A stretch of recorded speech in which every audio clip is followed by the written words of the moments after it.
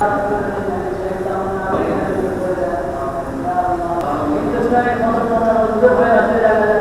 2025 সালের রমজান মাসের জুমাতুল বিদাটা পেয়েছি।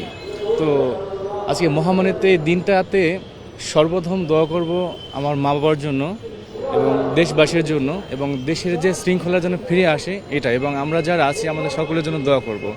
আর বিশেষ করে রমজান মাস এখানে এটা তো আল্লাহর মানে সারপ্রাইজ আমাদের জন্য আর কি।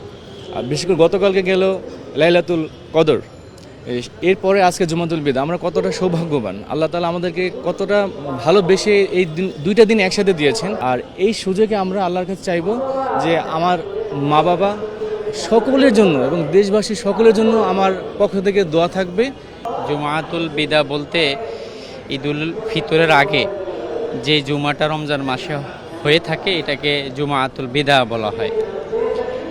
জুমাতুল বিদাতে আমরা আল্লাহর কাছে শেষ রোনা জারি করব, যাতে রমজান মাসের যে শিক্ষাটা আমরা পেয়েছি এই শিক্ষাটা যেন বাকি 11 মাস আমাদের জীবনে লালন এবং পালন করতে পারি।